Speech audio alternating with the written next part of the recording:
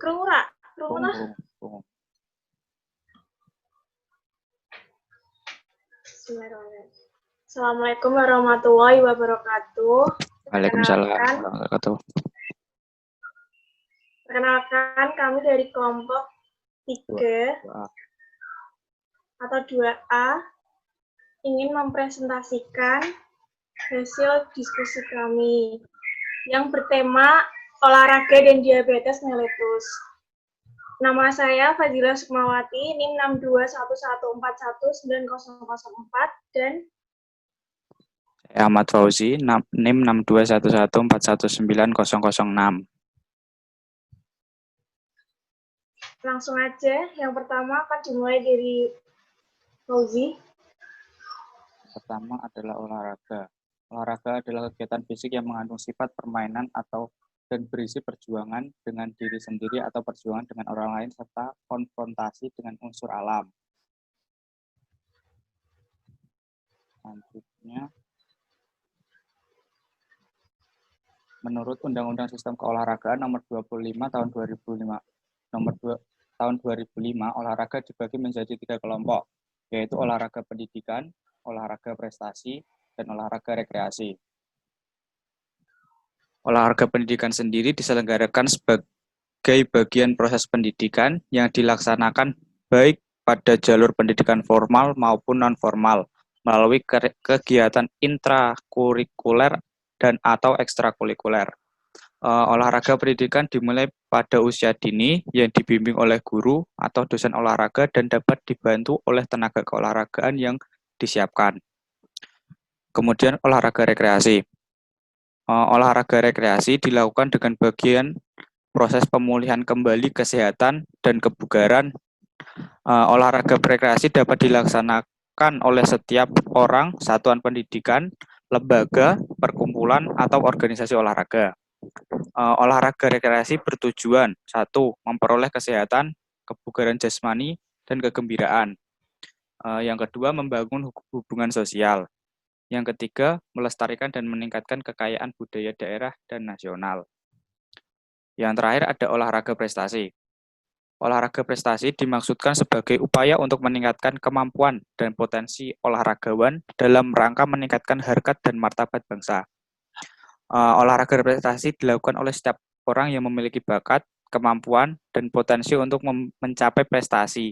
Dilaksanakan melalui proses pembinaan dan pengembangan secara terencana, berjenjang, dan berkelanjutan dengan dukungan ilmu pengetahuan dan teknologi keolahragaan untuk memajukan olahraga prestasi. Selanjutnya akan dilanjutkan oleh Fazila Sukmawati. Silakan. Ya. Ini selanjutnya ada diabetes mellitus. Diabetes adalah penyakit kronis yang ditandai dengan ciri-ciri berupa tingginya kadar gula atau glukosa darah. Glukosa merupakan sumber energi utama bagi sel tubuh manusia. Diabetes tipe 1 dapat berkembang dengan cepat dalam beberapa minggu, bahkan beberapa hari saja.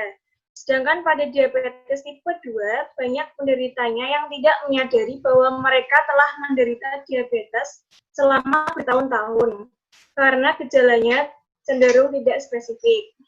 Next. Nah, ini ada ciri-ciri diabetes tipe 1 dan tipe 2. Yang diabetes tipe 1 itu sering merasa haus, yang kedua sering buang air kecil, terutama di malam hari. Yang ketiga sering merasa sangat lapar, yang keempat turunnya berat badan tanpa sebab yang jelas, yang kelima berkurangnya massa otot.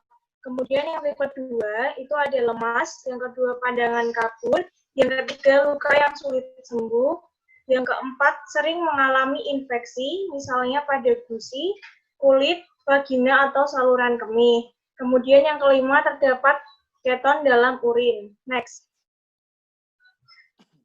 Nah, ini ada faktor resiko diabetes tipe 1.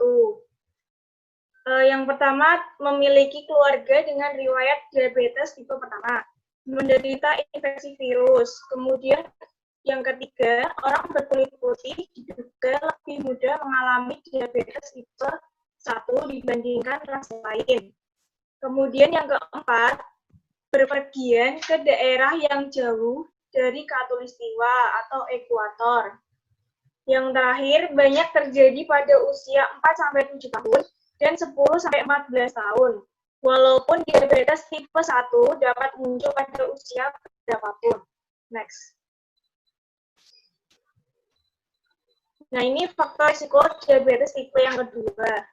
Yang pertama ada kelebihan berat badan.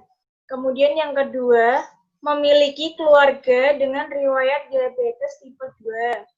Kemudian yang ketiga, kurang aktif atau aktivitas fisik membantu mengontrol berat badan, membakar glukosa sebagai energi, dan membuat sel tubuh lebih sensitif terhadap insulin. Kurang aktif beraktivitas fisik menyebabkan seseorang lebih mudah terkena diabetes tipe 2. Kemudian yang keempat, usia. Risiko terjadinya diabetes tipe 2 akan meningkat seiring bertambahnya usia. Kemudian menderita tekanan darah tinggi atau hipertensi dan memiliki kadar kolesterol dan trigliserida abnormal. Seseorang yang memiliki kadar kolesterol baik atau HDL, high density lipoprotein, yang rendah dan kadar trigliserida yang tinggi lebih beresiko mengalami diabetes tipe 2. Next. Nah, untuk pencegahan diabetes mellitus ini sendiri itu ada mengatur pola makan dengan memperbanyak mengkonsumsi buah, sayur, protein dari biji-bijian, serta makanan rendah kalori dan lemak. Yang kedua, berkonsultasi dengan dokter atau dokter gizi untuk mengatur pola makan sehari-hari. Yang ketiga, berolahraga secara rutin, setidaknya 10-30 menit tiap hari. Dan juga dapat berkonsultasi dengan dokter untuk memilih olahraga dan aktivitas fisik yang sesuai. Kemudian menjaga berat badan agar tetap ideal. Kemudian rutin menjalani pengecekan gula darah setidaknya sekali dalam setahun. Next. Terima kasih, sekian presentasi dari kelompok kami, kurang lebihnya kami mohon maaf. Wassalamualaikum warahmatullahi wabarakatuh.